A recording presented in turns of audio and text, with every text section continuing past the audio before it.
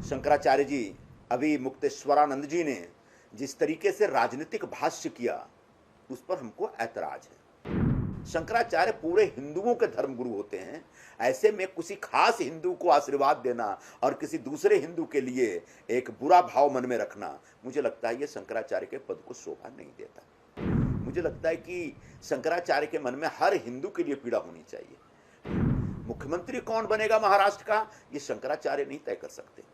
उनको राजनीति में नहीं जाना चाहिए, राजनीतिक भाष्य नहीं करना चाहिए। शंकराचार्य का पद हम हिंदुओं के लिए एक बहुत ही श्रद्धा का पद होता है और एक बहुत पवित्र पद होता है। शंकराचार्य के प्रति हम तमाम हिंदुओं में एक अगाध श्रद्धा होती है। ऐसे में शंकराचार्य जी को, कोई भी शंकराचार्य हो, वो किसी व्यक्ति विशेष के लिए और पार्टी विशेष के लिए जब इंडोर्समेंट करते हैं तो निश्चित तौर पर वो अपने पद से नीचे उठ जाते हैं। इंडोर्समेंट करने का काम फिल्म स्टारों का होता है, क्रिकेट स्टारों का होता है। शंकराचार्य का पद उससे बहुत बड़ा होता है। कल ज्योतिर्मठ के शंकराचार्य जी अभी मुक्तेश्वरानंद जी ने जिस तरीके से राजनीतिक भाष्य किया उस पर हमको ऐतराज है। उन्होंने एक विश्वासघात की बात कही।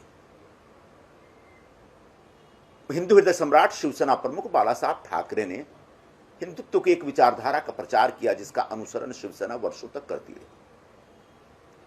2019 में बाला साहब जी के उसी हिंदुत्व की विचारधारा के आधार पर शिवसेना और भारतीय जनता पार्टी ने साथ साथ चुनाव लड़ा, लेकिन उद्धव ठाकरे जी अपनी व्यक्तिगत महत्वाकांक्षा के कारण उस विचार को त्याग करके कांग्रेस और एनसीपी के साथ जाकर सरकार बनाते और मुख्यमंत्री बन जाते हैं। क्या यह विश्वासघात नहीं था? लेकिन मैं इसके आगे बढ़ के बोलूंगा कि वो अपनी महत्वाकांक्षा की वजह से एक राजनीति कर रहे थे, लेकिन बुनियादी तौर पर कहीं न कहीं विचारों के साथ, हिंदुत्व के साथ वो विश्वासघात था। शंकराचार्य जी ने विश्वासघात का जिक्र किया और वो कह रहे हैं कि 2022 में एकनाथ शिंदे जी के नेतृत्व में जो शिवसेना के तमाम विधायकों ने उद्धव ठाकरे के खिलाफ विद्रोह किया और बाला साहब जी के विचारों के आधार पर पुनः बीजेपी के साथ सरकार बनाई, वो विश्वासघात था। ये शंकराचार्य जी को ऐसा लग रहा है, ऐसा कहना है उनका। वो भी विश्वासघात नहीं था, वो एक प्रकार की राजनीति थी। लोग अपनी अपनी महत्वाकांक्षा के हिसाब से काम करते हैं। उद्धव ठाकरे ने अपनी महत्वाकांक्षा के हिसाब से काम किया और जो शिवसेना के जो विधायक थे उन लोगों ने अपनी महत्वाकांक्षा के हिसाब से और विचारों के आधार पर, विचारों का अनुसरण करते हुए, बाला साहब जी के विचारों का अनुसरण करते हुए आगे बढ़कर के। ऐसे में शंकराचार्य जी का मातोश्री जाना वो उनका व्यक्तिगत फैसला, हमको उस पर कोई ऐतराज नहीं है। कोई भी साधु सन्यासी किसी को भी आशीर्वाद दे सकता है, लेकिन शंकराचार्य पूरे हिंदुओं के धर्मगुरु होते हैं। ऐसे में किसी खास हिंदू को आशीर्वाद देना और किसी दूसरे हिंदू के लिए एक बुरा भाव मन में रखना, मुझे लगता है ये शंकराचार्य के पद को शोभा नहीं देता। और इसलिए मैं उनसे निवेदन करूंगा कि कल उन्होंने जिस प्रकार से कहा कि उनकी पीड़ा तब कम होगी जब उद्धव ठाकरे चीफ मिनिस्टर बनेंगे, मुझे लगता है कि शंकराचार्य के मन में हर हिंदू के लिए पीड़ा होनी चाहिए, हर हिंदू को आशीर्वाद देना चाहिए।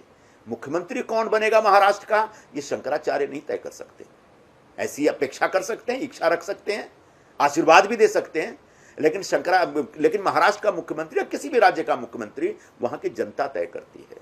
आने वाले दिनों में महाराष्ट्र में कौन मुख्यमंत्री बनेगा यह तो अभी तक एमवीए में ही तय नहीं है, और ऐसे में पूरे महाराष्ट्र की जनता के ऊपर अपने विचार, अपनी सोच थोपना, मुझे लगता है शंकराचार्य जी के लिए यह गलत फैसला था। उनको राजनीति में नहीं जाना चाहिए, राजनीतिक भाष्य नहीं करना चाहिए। हम शंकराचार्य जी के इस राजनीतिक भूमिका के खिलाफ यहाँ पर उपस्थित हैं और मैं उनसे आदर करूंगा कि उनके प्रति हमारे मन में जो आदर है, सम्मान है, उस सम्मान की रक्षा करते हुए वे कम से कम इस प्रकार के राजनीतिक कार्यक्रमों में और इस प्रकार के राजनीतिक बयानबाजियों से बचें। इससे उनके मन का, उनके पद का सम्मान रहेगा और पूरे देश में जो हमारे शंकराचार्य की जो एक संस्थान है, जो संस्था है, उस संस्था की पवित्रता बनी रहेगी।